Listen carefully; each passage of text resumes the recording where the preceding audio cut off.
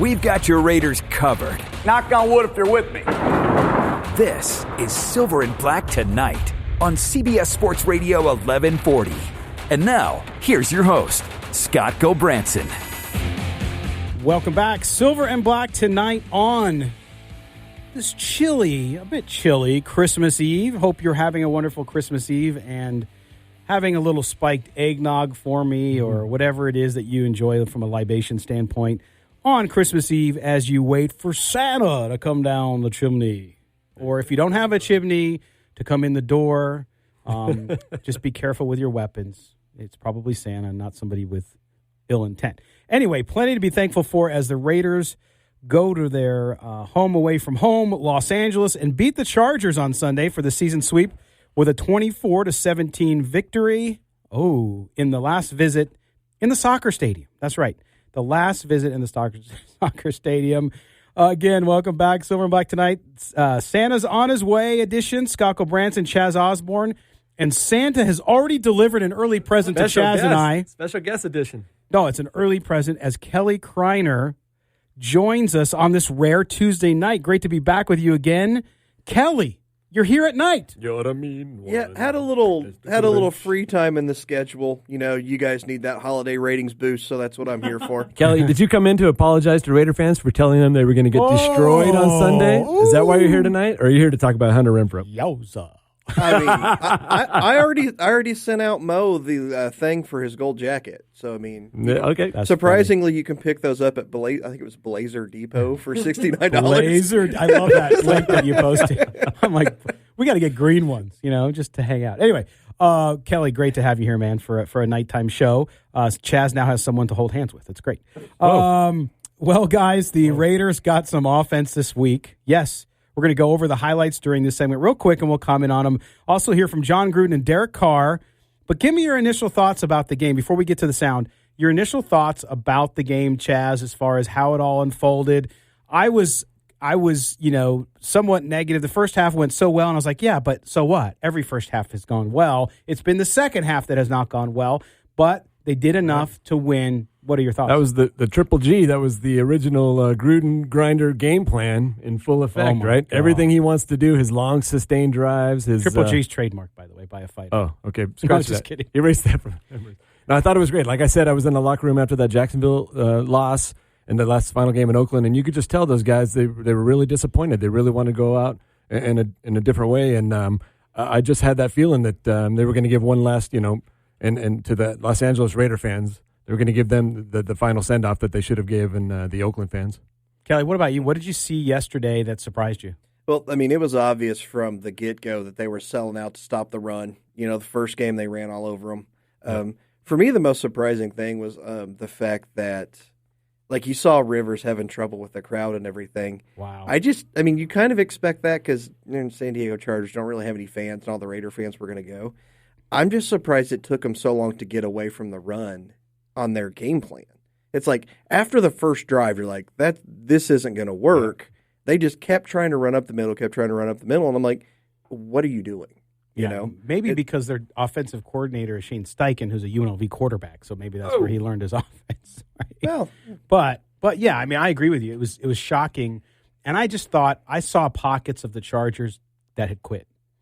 I mean, their defensive backfield is not that bad, and they played like crap. Right. They did not look good. They did not look like they wanted to be there. The Raiders should have done nothing but thrown slants all day. Yeah. Because, the slant was wide open. That was the question I posed to Gilbert Manzano on the Sunday show. He's been around the team all week. Have they quit? Have you talked to people that quit? And then everybody maybe thought that the Raiders had quit. So it was really, you wanted to see which team actually was going to come out and give a great effort. Well, and several of the Chargers players said, hey, the Raiders just had more heart than we did. Mm-hmm. And so I think that goes to say that. You got to give it to the fans, too. They brought that energy, and I think that really pumped up the Raiders' play. But let's go over some of the plays from the game, including the first score for the Raiders. We'll do some sound here. All this sound courtesy of CBS Sports and NFL, their NFL broadcast. Now, the Raiders' first quarter, now we know that scoring's never been a problem in the first half, guys. First quarter, 3rd and 6 from their own 44 when Derek Carr found Kelly's guy. Carr, quick pass on the slant, complete for a lot of yardage. Hunter Renfrow off to the races. 5, touchdown. Well, there you go. All those folks that want a more vertical game. Of course, it was just a 5-yard pass that turned into 56. But it was exactly what you said, Kelly, was the slant. Hunter Renfrow coming off of broken ribs, punctured lung. Kid looked good yesterday. Yeah, Sunday. Yeah, it's funny because right after that happened, I was sitting there and, I was at my normal place where I watch Sunday football, and everybody knows the running joke with Renfrow and everything. And I'm like, oh, man, I'm going to hear that on Sunday. It's like, I wasn't expecting to hear it tonight at Tuesday, It's like, I thought you had it for I thought a I day, had now a few you're more done? days. I wasn't expecting to hear it on Tuesday, but I was prepared for it for Sunday. That's right. So Raiders lead 7-0 at that point. Then the Chargers come back. Melvin Gordon with a touchdown, 1-yard touchdown. That ties it at 7. Then the Raiders get the ball back in the second quarter. And again, a pretty quick drive. They go 11 plays, 75 yards. That culminates not in a long Derek Carr pass, but in something else from number 4. 180. Carr rolling, looking for the corner of the end zone, and he got there. That's right. He put the ball out towards the pylon, and that gave me a little bit of, and then he didn't fumble, so it was good. He went into the end zone, and he was fired up, cheering with the home crowd Raiders fans at the whatever, the Dignity Health Center. It used to be StubHub, whatever it is now.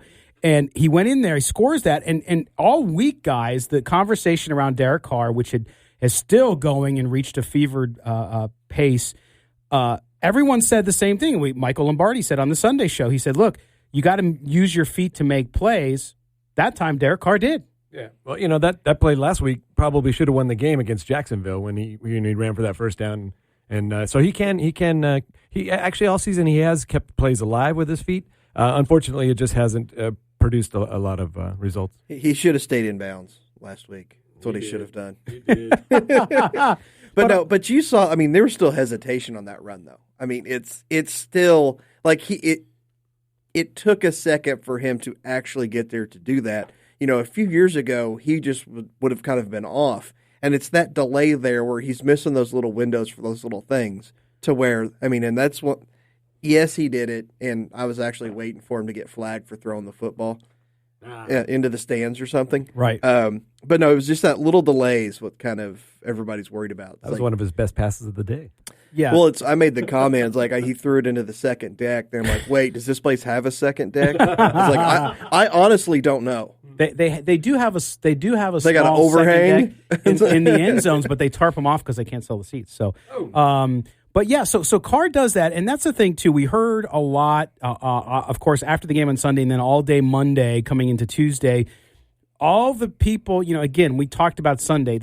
It's such a polarizing thing. People either love Carr or they hate Carr, and then there's the rest of us that kind of just play in the middle. Not very many of us, but see, they're like, see, Carr, see, he won. And it's like, yeah, but that doesn't erase the last 5 games, folks. I'm not a Carr hater. I'm just saying it doesn't erase it. There's still some issues there. There's still some concerns, but good for Derek Carr. I like what I saw from him in that he responded. He heard the noise all week, and he came out, didn't turn the ball over, was efficient. He did sack himself once, though, by the way. There was one sack where he just kind of stopped and went down the pocket, which I thought was kind of funny. But then again, I've never been in an NFL pocket. So it'll be interesting to see what happens with that conversation. I don't think it's going away. If he goes into Denver and can beat Denver in 44-degree weather, then maybe he'll put that one to bed. But before we go to break, I'm going to play clip number 5, Mark, Coach Gruden on the win. We're just trying to win another game, get back on schedule. But that was a great win for our team. We had a lot of men down coming in here. We lost a lot more out there, and we fought hard. I'm proud of them. All right, so there's Coach Gruden, and he's right. After the week that they had, after that loss last week and how it all went down at home in the last game in Oakland, I can see that the sense of relief and the kind of, okay, we bounced back. Especially with a young team, with the young players on the team. Well, like you said, injuries have been the primary headline of the season, so it was nice to see other guys stepping up. Yeah, I think, though, Chaz, I think Gruden's using injuries too much. We don't play every clip from the press conference. He mentioned injuries in almost every answer. It's true. It's part of the game. Everybody has injuries. Right, but... Look at the Steelers. I don't see the Steelers using injuries as excuses.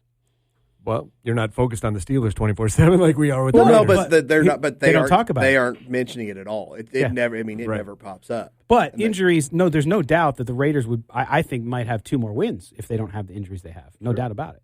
But, Kelly, we got about a minute left before we head to break. But I just thought that you saw young players, particularly young players that have been criticized, like Clelin Ferrell, who had his best game as a pro yesterday. He really did. I mean, in every facet of the game. He had a sack. He also was good against the run, as he's been a lot. The last 6 games I think you've developed. Is he where you want him to be as the number 4 pick? No, but I do think he has a bright future.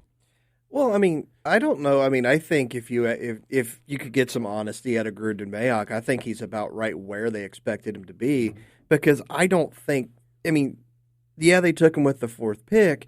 I honestly don't think they were ever going to expect him to be like a 15. Like, you can't look at this guy and think he's going to be a 15 sack guy. Right. We said it from day one. But a lot of fans, that's what they do. Well, but they want to compare him to Khalil Mack, which is ridiculous. Well, but that's just because he went with the 4th pick. You know, he's going to, he's always going to be good against the run. He's going to set that edge. He's going to be that, basically you don't have to worry about that side. You've got that taken care of. You can worry about everything else.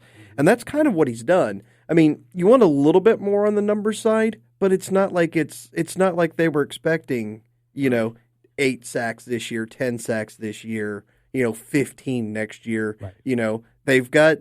They have a base that they're building off of, and that's what they were wanting. It's a typical rookie learning curve, right? Pretty much, yeah, especially on the defensive line. Yeah. All right. Well said. And I just think it's encouraging to see these young players on the Raiders, and they do have a playoff opportunity chance, still slim. Yeah. So they're holding on to that. All right. We're going to step aside. When we come back, more, including Chaz's game balls and who he would bench on the Raiders or anywhere. We'll figure it out. But you're listening to the Silver and Black Tonight here on CBS Sports Radio 1140. When you need inside info on your Raiders, you'll find it here. This is Silver and Black Tonight on CBS Sports Radio 1140. All right, coming back to you on Christmas Eve. Hope you have a good Christmas tomorrow. I asked Santa for 2 new co-hosts.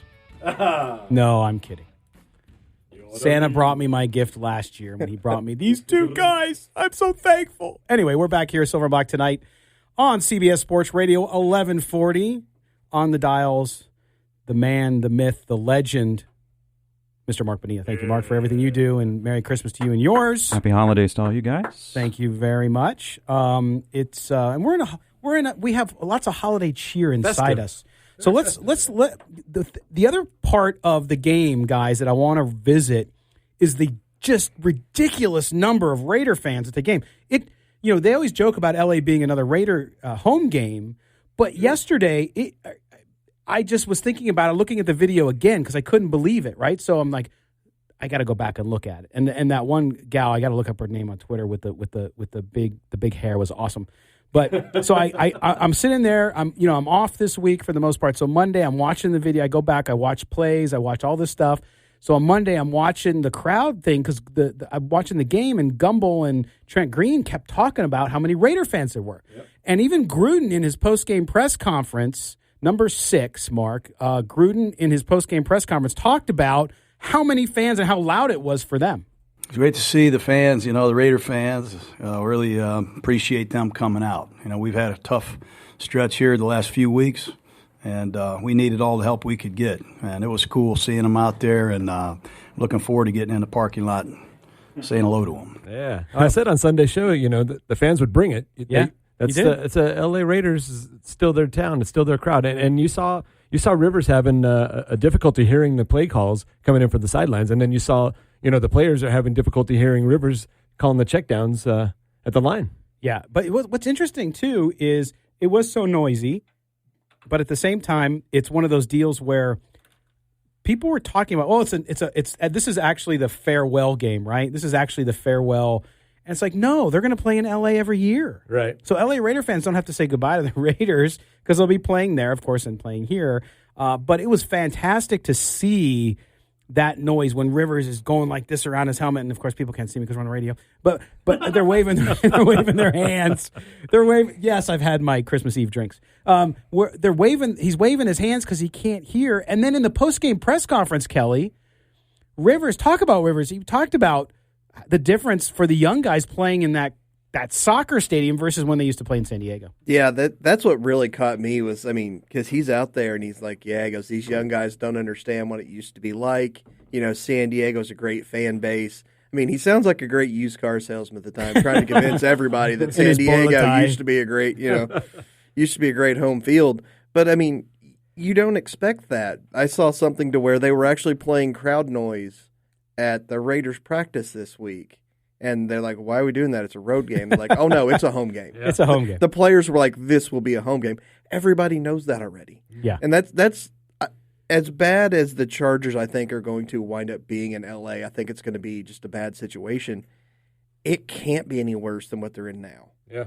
Because there's not a ton of Charger fans there, but it's in Carson. Nobody's going to that anyway. No. At least in L.A., you're going to have enough people that are just ambivalent to the whole thing going just because it's the thing to do, that you're not going to be completely outnumbered in your own stadium every week. Well, and ticket prices will actually probably, even though from a season ticket price perspective they're more, you'll probably get tickets cheaper because it's going to be pretty empty. No, yeah, so you'll be able to go see an NFL game in LA without having to pay the price. Even though the Rams missed the playoffs, and we'll see what happens with that, you're going to be able to get a Charger ticket much easier than you would a Rams ticket for a less price, right? Yeah. But just fascinating with all that. And of course, when they were because I went as a child and as a young guy to a lot of Charger Raider games in San Diego, and around, I'd say, the late 90s is when it flipped. Even though the Raiders were terrible, it flipped to where it was 50-50 even in San Diego on Raider games, not on everybody other games. Maybe Cleveland, for whatever reason, there were a lot of Browns fans in San Diego. But you saw that a little bit in San Diego. No, a lot. I went to that San Diego game 20 years in a row. And I did go to a couple other games. I took my mom's a Bears fan. I took her, and I remember going to a Dolphins game. And it always felt like 50-50 when it was the other team. But for the Raiders, it always felt 60-40, 70-30. It was like, there's a couple times where it was 80, 90. It was all Raiders because when they're winning, they really show up. They do, which is not very often. But anyway, at least in the past, it hasn't been. Well, no, it hasn't been. I'm just speaking factually. All right, Chaz. Well, this is the portion where you give out your game ball. Who gets your game ball? Oh, man. Number 4? Or Hunter Renfrow? Who's getting your game Everybody ball? Gets a game ball. No, yeah. I'm like Oprah on Christmas Eve. You're not you get Santa. A game ball. You get a game ball. You get a game ball. No, this is a total team effort. The offensive line, with the injuries to Brown and Incognito, they totally dominated. The defensive line held the Chargers to 19 rushing yards for the game. DeAndre Washington, like you mentioned, Kelly, workhorse, 85 yards on 23 carries. Of course, Renfrow was huge. It was nice to see Ty Williams step up against his former team. Nevin Lawson played big, multiple pass breakups to start the game, and then 2 more big ones on that final drive as well. Special teams kept the Chargers in check all day. Waller coming up with that onside kick attempt. But the fans were incredible. Game ball for the fans. You get a ball. You get a ball. Everybody gets a ball. So does that mean the fans and all the players have to pay taxes on that game ball? 40,000 game balls. Yeah. I'm just glad we're progressive. We now have an African-American woman co-host since he's you Oprah. You get a car. All right. So, no, it's interesting. But, clearly the week, and we go back to it, Derek Carr bounced back, right? He had a good game. And it's interesting. I want you to listen to this sound and tell me what you think he's saying here. This is Derek Carr, number 8. Derek Carr after the game talking about some of the reasons why they won the game. We always talk about doubling up. Whenever you defer, the goal is to always get that last possession in the second half, score, get the ball, and score again. However you get points, And we were able to do that and help our defense have a cushion, and that changes, as we've talked about a lot, when the score is what it is, it changes some calls that they can make and some things they can try and things they can do, and it just helps the team. So it was huge that we could get points on both of those drives. And we've talked about coming out in the second half better. And I think both times we came out in the second half, the first 2 drives were points, and then we were in 4 minutes. Yeah, we saw that happen against the Raiders in the Green Bay game where they go down and score just before half, and then they come out with another touchdown. And it's deflating for the other team, and it's hard to recover from it, and we saw it on Sunday. Yeah. It's the old Madden football strategy. It's true. That's funny how you say that, but it's true. But if you look at the Raiders in the second half, guys, they had the ball 4 times, touchdown, field goal, punt, and then, of course, had the last kneel down or at the end of the game on the kickoff from the Chargers there, the onside kick that didn't work, which is interesting because I heard a lot of people make excuses for the offense saying, they only had the ball 4 times in the second half. Mm-hmm. Well, they did yesterday too, and they scored. Yeah, Gruden was it's the difference. You scored points. Yep. I mean, to me, that was encouraging to see them score points. I got worried because they stalled a couple times where I didn't think that they were going to do it, but they pulled it out. They pulled out the first down, and you really have to. You were talking about game balls, Chaz, and I got to give one to DeAndre Washington myself because in the absence of all-world, to me, Rookie of the Year Josh Jacobs, who was out with his shoulder injury, DeAndre Washington getting 85 yards on 23 carries, including a touchdown, was huge for that offense. Right. Well, that first drive coming out of halftime, he carried the ball 8 times. There was only 4 passes, and they just took the ball right down the field, no problem, and stuck it to him, and just showed their offensive line dominance and what they really the Triple G game plan. Oh boy, is that going to stick or not? You got to trademark it, brother. Yeah, you going to do that? But Kelly, I mean DeAndre Washington, you saw him, and of course you had Hunter Renfrow. They got good production out of the wide receivers. What was the difference between with Carr and his receivers yesterday than maybe the previous 4 games? With the exception of Renfrow not being there. I was going to say the complete lack of effort from the secondary in San Diego. Oh. I just still don't understand why nobody bodies Renfrow at the line. I mean, he's only going to run 5 or 6 yards, but if you give him that cushion, and he's going to get the ball. If you get the ball anywhere near the kid, he's going to catch it. Body him at the line. Don't let him get off there. But that's the thing. I mean, you talk about injuries. You talk about I'm a Raiders fan, and there were a few guys that they were throwing the ball to last week I didn't know. Right. That's like I was watching the Lions game the other day. I'm like, who are these people? If you've got guys you don't scour the waiver wire like I do, if you've got guys that you don't have that familiarity with, it's just if you're a step slow or you're that pass that's a little off the mark or doesn't quite get there, now you're making those connections. You're moving the chains. You're getting that going, and it's just that familiarity having 2 of your 3 out there that you normally have, and anytime you get a 5-yard pass and you can break it for 50-some yards. Yeah. That's going to... Well, the Raiders came out with a nice up-tempo, too. They really got it going. And like I've said, we talked about when Carr goes through his progressions, he's a really good quarterback. Yeah, that's the problem, though. They have to decide, do we want to go up-tempo or do we want 4 possessions and a half? Right. Yeah. They don't have a balance, or they don't have that one set kind of ideal, because I think they're better when they're up-tempo. Yeah. But that's the last thing. 6 possessions in the first half versus 4 in the second. The last thing Gruden wants. Well, yeah, I mean, they had 4 possessions, but do you count the last one? No. Yeah. It's really 3. Well, and that's the point, though, too, and we're going to step aside here in a minute, but to me, that's what do you want to decide that you are? Are you going to be more up-tempo? Now, if you got a big lead, I understand you getting more conservative and running the clock and that kind of thing. But it's nice that you can do both. It's nice that you can do both, but I don't think you can live in both worlds all the time. Yeah, I was going to say that's the thing. You have to definitively decide what. And if you're going to be that slower tempo team, then I think Derek Carr's a fine quarterback. If you're going to go up tempo, then you might have an issue with that. All right, we're going to step aside when we come back. We're going to talk more about the Raiders' offense, defense. What are we seeing in the passing game, the rushing game, as well as a defensive backfield? Trayvon Mullen. That injury is okay, but we'll talk a little bit about them. And the linebackers actually, I think, played quick yesterday. I won't say fast, but quick. You're listening to the Silver and Black tonight here on CBS Sports Radio, 1140.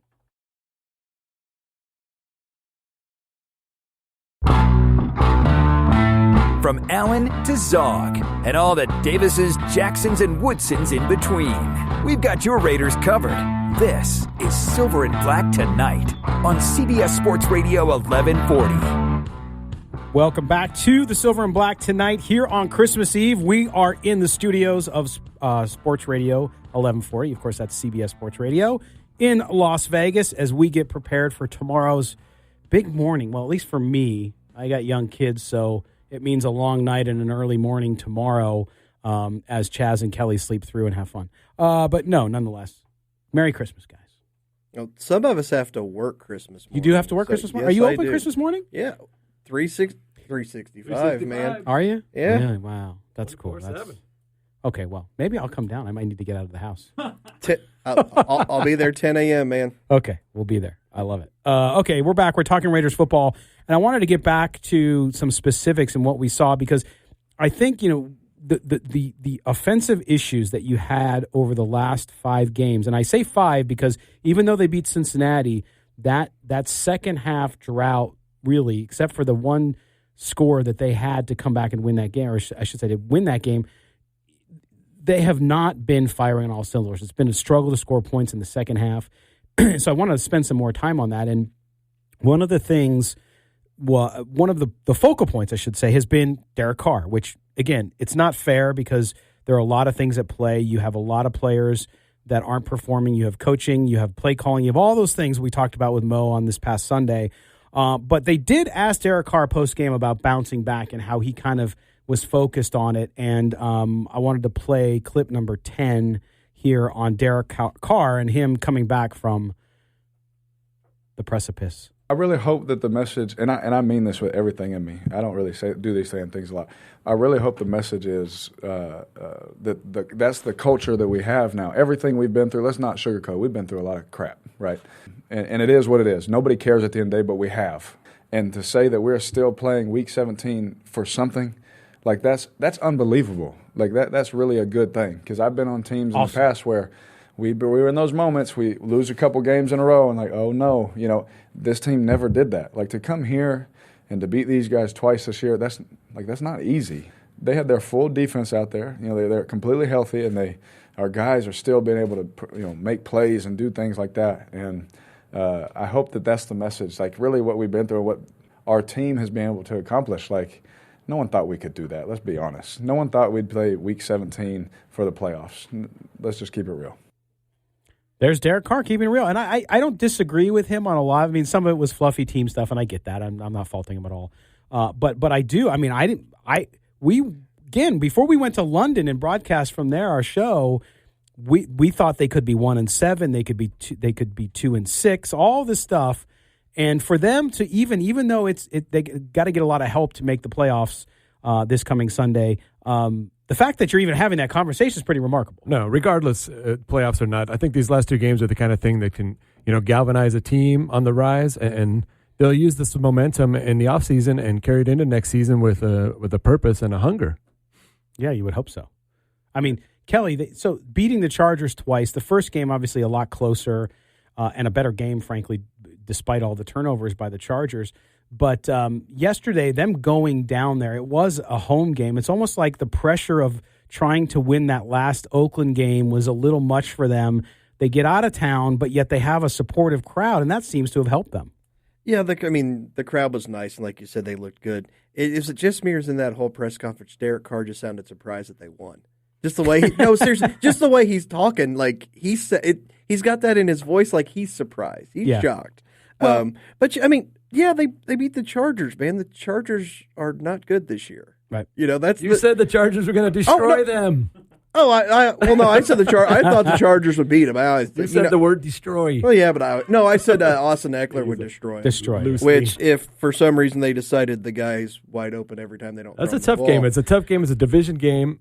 But the thing is, at this point in the season, you don't know who's quitting and who's not. And I think the fans really kind of made the Chargers quit because they're sitting in their own stadium like, this is our home game, and we're getting booed out of here. So credit to the fans mostly for bringing that energy. But my point was going to be like it's a 5-win Charger team. It's still like saying it is still a win, right? Because you're on. Then like I said, they still have a shot at the Raiders, playoffs. They've had a lot of injuries this season, and they've gotten a lot of people healthy for this game. Well, I was going to say the Chargers always have injuries. Yeah. You just pencil that in. Yeah. At least 4 or 5 starters after week 1 are just going to be gone. Yeah, I don't know if it's a training staff thing, if it's a could be cushy San Diego. They're just soft because it's all nice there. Yeah. But San Diego has injuries more than anybody else I've ever seen. They're the anti-Phoenix Suns. The Phoenix Suns could take anybody in the NBA and get them healthy for a year or two. Right. San Diego, the second you go there, it's like you get hurt when you walk off the plane. That's a good point. Training staff has a lot to do with that. Yeah. Well, especially since San Diego doesn't have a team anymore.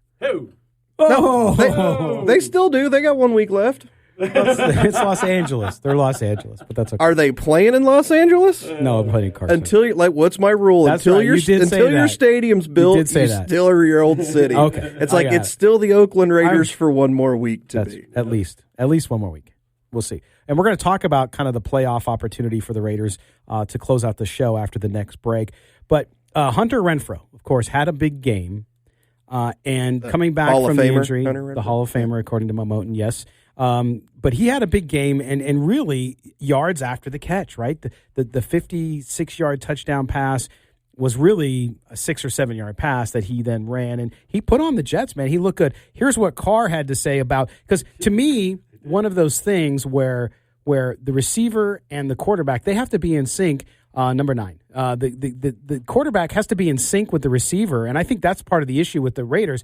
Yes, they don't have true number 1 receivers, not even some of them true number 3s, but it's not so much the lack of talent as it is the quarterback and the receiver getting on the same page through repetition and kind of getting that connection. Renfrow and Carr have that, and here's what Carr had to say about it. We have a lot of fun.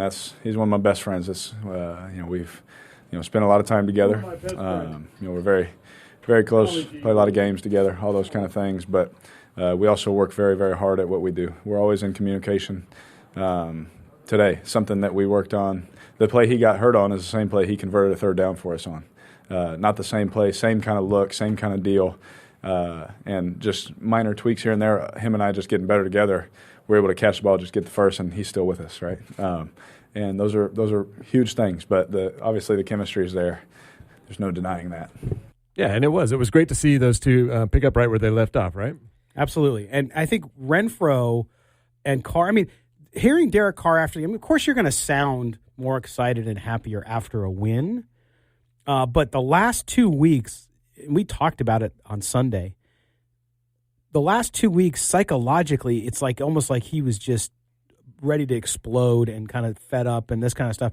So to hear him talk like he did about Renfrow, I think that excitement that he's got his guy and that they connected early. See, I think with Derek Carr, if he does well early, it helps him significantly with confidence, and he's able to continue to go on. And then you saw it with the long completion to Williams, and then finding Waller when he needed to. So to me, it's good to see that because they're going to need those guys next year because I know a lot of people don't want Derek Carr there. Now, he's going to be the starter of the Las Vegas Raiders when they come here. I just believe that with every inch of my being.